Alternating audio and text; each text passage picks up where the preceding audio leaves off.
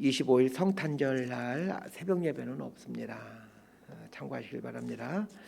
우리 하나님 말씀은 빌립보서 1장 12절에서 2장 4절까지입니다. 빌립보서 1장 12절에서 2장 4절까지 말씀 번갈아 가면서 있습니다. 제가 먼저 읽겠습니다. 형제들아, 내가 당한 일이 도리어 복음 전파의 진전이 된 줄을 너희가 알기를 원하노라. 이러므로 나의 매임이 그리스도 안에서 모든 시대wan과 그 밖의 모든 사람에게 나타났으니 형제 중 다수가 나의 매임으로 말미암아 주 안에서 신뢰함으로 겁없이 하나님의 말씀을 더욱 담대히 전하게 되었느니라. 어떤 이들은 투기와 분쟁으로, 어떤 이들은 착한 뜻으로 그리스도를 전파하나니 이들은 내가 복음을 변증하기 위하여 세우심을 받은 줄 알고 사랑으로 하나 그들은 나의 매임에 괴로움을 더하게 할 줄로 생각하여 순수하지 못하게 다툼으로 그리스도를 전파하느니라. 그러면 무엇이냐? 거칠애로 하나 참으로 하나 무슨 방도로 하든지 전파되는 것은 그리스도니 이로써 나는 기뻐하고 또한 기뻐하리라. 이것이 너희의 간구와 예수 그리스도의 성령의 도우심으로 나를 구원에 이르게 할 줄 아는 거로 나의 간절한 기대와 소망을 따라 아무 일에든지 부끄러워하지 아니하고 지금도 전과 같이 온전히 담대하여 살든지 죽든지 내 몸에서 그리스도가 존귀하게 되게 하려 하나니 이는 내게 사는 것이 그리스도니 죽는 것도 유익함이라. 그러나 만일 육신으로 사는 이것이 내 일의 열매일진데 무엇을 택해야 하는지 나는 알지 못하노라. 내가 그 둘 사이에 끼었으니 차라리 세상을 떠나서 그리스도와 함께 있는 것이 훨씬 더 좋은 일이라. 그렇게 하고 싶으나 내가 육신으로 있는 것이 너희를 위하여 더 유익하리라. 내가 살 것과 너희 믿음의 진보와 기쁨을 위하여 너희 무리와 함께 거하리 것을 확실히 아노니 내가 다시 너희와 같이 있으므로 그리스도 예수 안에서 너희 자랑이 나로 말미암아 풍성하게 하려 함이라. 오직 너희는 그리스도의 복음에 합당하게 생활하라. 이는 내가 너희에게 가보나 떠나 있으나 너희가 한 마음으로 서서 한 뜻으로 복음의 신앙을 위하여 협력하는 것과 무슨 일에든지 대적하는 자들 때문에 두려워하지 아니하는 이 일을 듣고자 함이라. 이것이 그들에게는 멸망의 증거요 너희에게는 구원의 증거니 이는 하나님께로부터 난 것이라. 그리스도를 위하여 너희에게 은혜를 주신 것은 다만 그를 믿을 뿐 아니라 또한 그를 위하여 고난도 받게 하려 하심이라. 너희에게도 그와 같은 싸움이 있으니 너희가 내 안에서 본 바요 이제도 내 안에서 듣는 바니라. 그러므로 그리스도 안에 무슨 권면이나 사랑에 무슨 위로나 성령에 무슨 교제나 긍휼이나 자비가 있거든 마음을 같이하여 같은 사랑을 가지고 뜻을 합하며 한 마음을 품어 3절 4절 함께 읽습니다. 아무 일에든지 다툼이나 허용으로 하지 말고 오직 겸손한 마음으로 각각 자기보다 남을 낮게 여기고 각각 자기 일을 돌볼 뿐더러 또한 각각 다른 사람들의 일을 돌보아 나의 기쁨을 충만하게 하라. 아멘. 바울이 빌립보서를 쓴 목적은 세 가지 정도입니다. 첫 번째 이유는 빌립보 교회가 바울에게 보낸 헌금에 대한 감사의 목적이었습니다. 바울이 감옥에 갇혔다라는 말을 듣고 빌립보 교회 성도님들은 이제 헌금과 또 바울에게 필요한 물건들을 준비해서 에바브로디도 편에 보냅니다. 바울은 빌립보 교회의 정성과 섬김에 감사의 목적으로 이 빌립보서를 쓰게 되죠. 두 번째 목적이 있습니다. 빌립보 교회가 에바브로디도 편에 헌금과 또 쓸 물건들을 보내게 되는데 에바브로디도는 이제 바울과 오랫동안 이제 로마에 함께 있게 되죠. 에바브로디도는 빌립보 교회를 목회하는 목회자였을 것으로 추정하고 있습니다. 에바브로디도는 바울에게 바울과 함께 있으면서 이 빌립보 교회 상황을 자세히 또 설명을 해줬을 겁니다. 빌립보 교회 이야기를 듣게 된 바울은 빌립보 교회에 있는 문제들을 해결하는 목적으로 이 빌립보서를 쓰게 됩니다. 빌립보서를 쓴 세 번째 목적이 있습니다. 빌립보 교회의 상당수의 성도님들은 바울이 감옥에 갇혀 있다는 소식을 듣고 이제 걱정하게 되죠. 바울이 갇히게 되어 고난 가운데 있다라는 것과 그리고 더 이상 이제 바울이 갇혀 있게 복음이 전파될 수 없다라는 사실에 이제 안타까워하고 또 슬퍼하고 있었습니다. 이런 슬픔 가운데 있는 빌립보 성도들에게 바울은 그렇지 않다. 염려하지 말아라 이렇게 말함으로 이 빌립보 성도들의 근심을 덜어주기 위한 목적에서 이 빌립보서를 쓰게 됩니다. 오늘 본문인 빌립보서 1장 12절부터 이 세 번째 이유, 바울이 갇히게 된 것이 전혀 슬퍼한 일이 아니다라는 것을 말해주고 있습니다. 빌립보서를 읽다 보면 아주 인상적인 한 단어가 나오게 됩니다. 어쩌면 이 빌립보서를 이해하는 열쇠가 되는 단어라고 할 수 있습니다. 3장 20절을 제가 읽어드립니다. 그러나 우리의 시민권은 하늘에 있는지라 거기로부터 구원하는 자 곧 주 예수 그리스도를 기다리노니. 시민권이라는 단어를 깊이 좀 생각해 보셔야 됩니다. 빌립보에 사는 성도님들은 이 시민권이 어떤 의미가 있는지 누구보다도 잘 알고 있습니다. 왜냐하면 빌립보에 사는 사람들이 대부분이 로마 시민권자들이었기 때문입니다. 빌립보는 로마의 식민지 도시 중 가장 큰 도시 중에 하나였는데 로마 다음으로 로마의 귀족들과 퇴역한 군대 장교들이 많이 모여 살던 곳입니다. 이곳에 귀족들과 퇴역한 군인들이 많이 살게 된 이유는 로마 제국에 일어난 두 개의 큰 사건 때문에 그렇습니다. BC 42년에 로마의 통치자인 그 줄리어스 시저는 자신의 부하인 브루터스와 카시스에 의해 암살을 당하게 되죠. 그래서 유명한 역사의 말이 있죠. 브루터스 너 맞아라는 그 유명한 말을 남기게 되죠. 이 시저가 브루터스에 의해서 이제 암살당하게 되는데 시저가 암살당하게 되자 이제 브루터스가 권력을 잡게 되죠. 그런데 이 브루터스에 대항하기 위해 이제 옥타비아누스와 안토니우스 장군이 연합을 하게 됩니다. 그래서 이 브루터스와 그리고 옥타비아누스, 안토니우스 연합군 간에 전쟁이 벌어지게 되죠. 이 전쟁에서 옥타비아누스와 안토니우스는 이제 브루터스를 제거하고 권력을 차지하게 됩니다. 권력을 잡은 옥타비아누스와 안토니우스는 자신을 추종했던 귀족들과 군인들에게 보상을 해야만 했겠죠. 로마시에서는 이미 기존의 귀족들이 살고 있었기에 빌립보라는 도시를 이제 이들에게 하사하게 됩니다. 그래서 빌립보에는 이제 많은 귀족들과 퇴역한 장교들이 영광을 누리며 살게 된 것입니다. 시저가 암살된 후 11년 후인 BC 31년에 로마에는 또 한 번의 전쟁이 일어나게 됩니다. 시저 사후에 권력을 잡게 된 이 옥타비아누스와 안토니우스 간에 이제 이 세력 다툼이 벌어지게 된 거죠.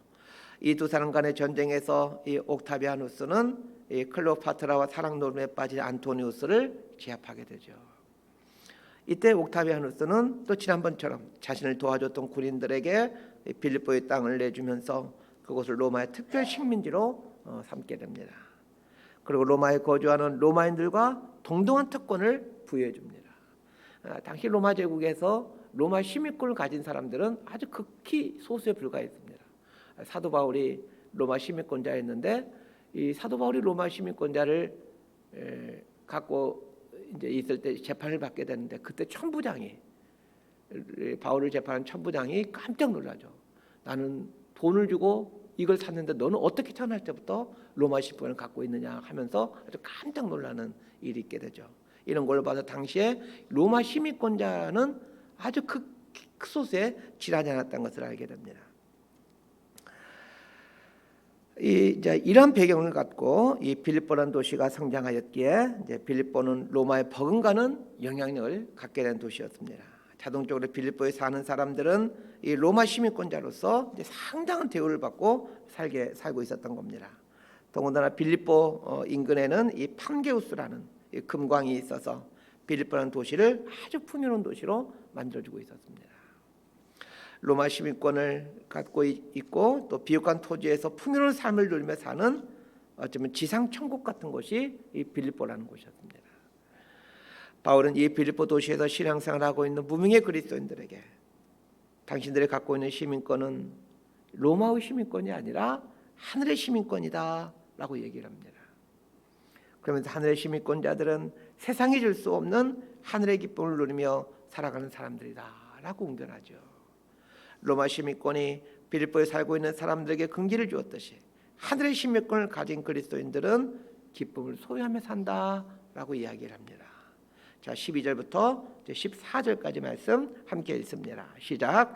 형제들아, 내가 당한 일이 도리어 복음 전파에 진전이 된 줄을 너희가 알기를 원하노라. 이러므로 나의 매임이 그리스도 안에서 모든 시대와 왕과 그 밖에 모든 사람에게 나타났으니 형제 중 다수가 나의 매임으로 말미암아 주 안에서 신뢰함으로 겁없이 하나님의 말씀을 더욱 담대히 전하게 되었느니라. 이 바울이 로마 감옥에 갇혀 있는 것이 빌립보 성도들에게는 큰 근심이 되었습니다. 이런 사실을 알고 있는 바울은 빌립보 성도들에게 편지를 보내며 여러분들이 잘못 생각하고 있다라고 말을 해줍니다. 그러면서 바울은 내가 감옥에 갇힘으로 오히려 복음의 진보가 왔다, 이렇게 얘기를 하죠. 이 말은 이 빌립보 성도들을 위로하기 위해서 또 과장해서 꾸며낸 이야기가 말이 아닙니다. 사실 바울이 갇히게 되므로 바울이 갇혀있는 로마에 아주 놀라운 영적 부흥들이 일어나게 됩니다. 바울이 갇히게 되므로 로마에는 두 가지 모양의 부흥이 일어나게 됩니다. 첫 번째는 이 바울을 가둬놓고 있는 그 시대 안의 부흥입니다. 로마시에 있는 시대는 로마 황제를 경호하고 있는 그 왕궁에 딸린 시대입니다. 바울이 로마 시민권자였기에 로마 황제에게 재판을 받을 수 있는 특권이 있었습니다. 그래서 황제에게 재판받기 위해 이 로마 황제가 있는 그 시대 안에 갇혀 있는 것이죠. 그런데 바울이 시대 안에 갇혀 있는 동안 이제 시대에게 이제 복음이 전해지게 됩니다. 시대 군인들이 3교대로 바울을 감독하게 되는데 바울과 함께 있다 나오면 그리스도인으로 변화되어서 나오는 것입니다. 바울은 선교사이기 때문에 믿지 않는 사람들에게 찾아가서 선교를 해오던 사람입니다. 그런데 로마 감옥에 있는 동안에는 그 믿지 않는 로마 군인들이 스스로 와서 바울의 손과 이 자기 손에 함께 착고를 채웁니다. 싫으나 좋으나 바울하고 8시간씩 붙어 있어야 됩니다. 또 8시간이 지나면 또 다른 군인 2사람이 와서 8시간을 바울과 함께 있습니다. 8시간 지난 다음에는 또 다른 군인 2사람이 와도 또 8시간을 바울과 같이 지냅니다. 예수 안 믿는 사람에게 찾아가려 해도 이런 일이 쉽지 않을 텐데 예수 믿지 않는 사람들이 시간에 맞춰서 찾아오는 것입니다. 그것도 도망가지 못하게 바울과 함께 착고를 차게 됩니다. 더군다나 이 사람들은 로마의 최고 엘리트인 황제를 지키는 시대 군인들입니다. 우리 같으면 육군사관학교 나온 사람들이라고 생각하시면 됩니다. 바울과 처음으로 대면 군인들은 바울에게 예수 그리스도를 소개받습니다. 꼼짝달싹 없이 예수 그리스도에 대한 이야기를 듣게 되면서 그는 그리스도인으로 변화가 됩니다. 그런데 이 시대 군인들이 누구입니까? 위에서는 말씀드렸듯이 로마 황제를 지키는 로마의 최고 엘리트 군인층입니다. 지금으로 하면 대통령 경호실과 비서실 사람들이라고 할 수 있죠. 바울도 깜짝 놀랐을 겁니다. 로마 감옥에서 이런 일을 할 줄은 꿈에도 몰랐을 겁니다. 하나님께서 이런 모든 상황들을 준비시켜가는 것이죠. 바울에게는 로마를 복음화시켜야 되겠다는 꿈이 있었는데 하나님께서 이 꿈을 이루어갈 수 있도록 상황을 만들어 가시고 또 로마의 귀족 엘리트들을 붙여주시라는 겁니다. 이것이 바울이 갇힘으로 로마시에 일어난 첫 번째 부흥입니다. 바울이 감옥에 갇힘으로 로마의 두 번째 모양의 부흥이 일어나게 되는데 이 바울이 로마 감옥에 갇혔다는 소문을 그 로마에 있는 교회, 로마 교회가 듣게 됩니다. 로마서의 수신자들이 로마에 있는 교회의 성도들인데 이 로마 교회의 특징은 로마인들과 이방인들로 구성되었다는 특징이 있습니다. 그래서 사도 바울이 로마서를 쓰면서 이 구원에 대한 교리를 자세하게 풀어서 이제 그 로마서를 쓰게 되는 거죠. 로마에 있는 교회 성도들이 자신들의 도시에 갇혀 있는 사도 바울 이야기를 듣게 됩니다. 그 말이 13절 말씀. 이러므로 나의 매임이 그리스도 안에서 모든 시대 안과 그 밖에 모든 사람에게 나타났으니 라는 말의 뜻입니다. 여기서 말하는 그 밖에 모든 사람이 이 로마교회 성도님들입니다. 로마교회 성도님들이 사도 바울이 감옥에 갇혔다는 말을 듣고 이 로마교회 안에 두 부류의 사람들이 생겨나게 됩니다. 15절 말씀을 함께 보도록 하겠습니다. 15절입니다. 시작. 어떤 이들은 투기와 분쟁으로 어떤 이들은 착한 뜻으로 그리스도를 전파하느니. 로마 교회 안에 이제 두 부류의 성도들이 나타나게 되는데 첫 번째 부류는 투기와 분쟁으로 복음을 전하게 되는 사람들입니다. 두 번째 사람들은 착한 뜻으로 복음을 전하는 사람들입니다. 먼저 두 번째 부류 사람들부터 설명드리겠습니다. 이 사람들은 바울이 복음 때문에 감옥에 갇혀 있다는 말을 듣고는 우리가 이렇게 편안히 있으면 안 되지, 바울 선생님처럼 복음을 담대히 증거해야 되겠다. 감옥에 갇혀 있으면서 저렇게 복음을 증거하고 있잖아. 이런 마음을 가지고 그 복음을 증거하는 로마교회 성도님들이 생겨났다는 거예요. 그러면 첫 번째 부류는 어떤 사람들입니까? 이제 사도 바울을 시기하는 사람들이었습니다. 이 사람들의 생각은 바울은 유대인인데 왜 우리 영역에 와서 복음을 전하고 있는가? 이런 생각을 갖고 있는 사람들이었어. 사도 바울이 로마에서 복음을 전하는 것을 좀 불편해하던 사람들입니다. 그런데 사도 바울이 갇혔다는 말을 듣고 아유, 지금이 적기다.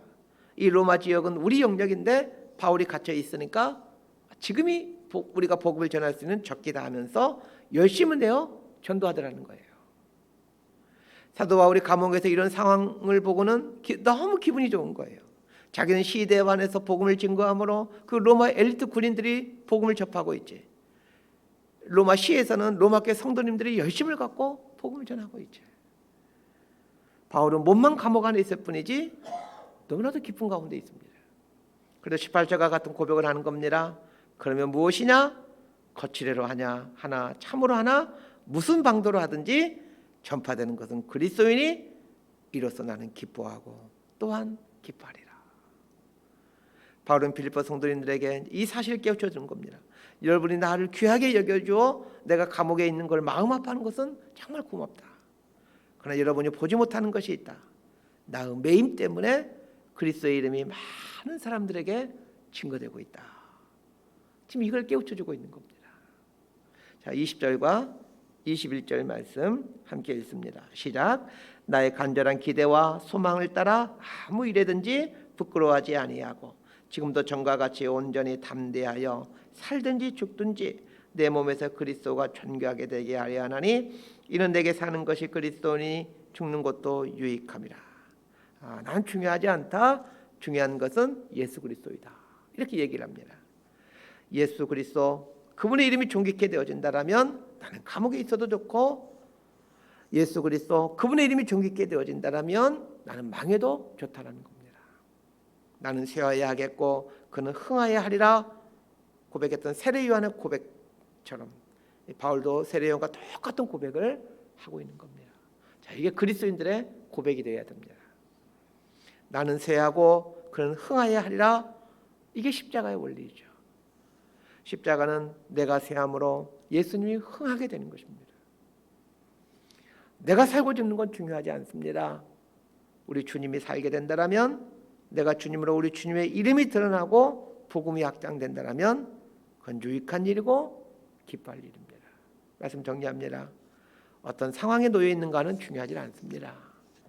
내가 복음에 매여 있느냐가 중요한 것이지 내가 어떤 상황에 있느냐는 중요하지 않습니다.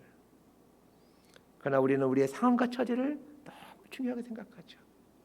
복음이 전해지는가? 여기는 별로 관심이 없고 지금 내 상황이 어떤 상황이 있는가? 여기에 온통 관심을 갖고 살아갑니다. 그러나 그게 중요한 게 아닙니다. 병들거나 가난하거나 그게 중요한 것이 아닙니다. 내가 복음에 매여 있느냐? 그게 중요한 거죠. 내가 복음에 매여 있다라면 어떠한 상황도 복음을 전할 수 있는 상황이라는 것을 알게 됩니다. 상황과 처지를 비관하고 있다는 것은 내가 지금 상황에 매여 있다는 뜻입니다. 복음에 매여 있는 사람은 상황을 비관하지 않습니다. 나를 복음에 묶어 놓으면 나의 모든 상황들이 새롭게 보여집니다. 바울이 감옥 안에서 기뻐할 수 있었던 비결이 여기에 있었습니다. 복음에 묶여 있으면 자신의 상황이 새롭게 보이는 겁니다. 두 번째는 나는 쇠해야 하고 예수님은 흥하는 것을 선택하며 살아야 됩니다.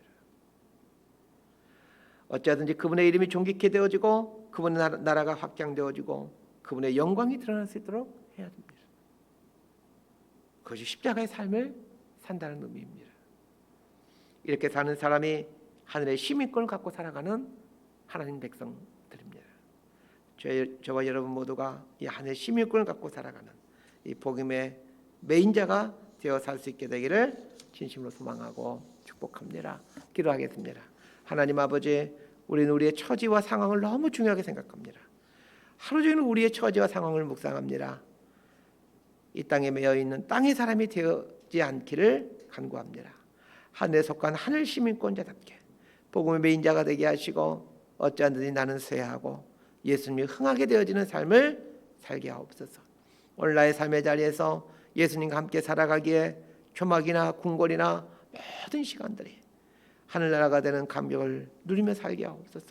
로마 감옥을 하늘나라로 만들어갔던 바울처럼 우리의 삶의 공간들을 하늘나라로 만들어가는 하늘의 시민권자들 되게 하여 주옵소서. 예수님의 이름으로 기도드리옵나이다. 아멘.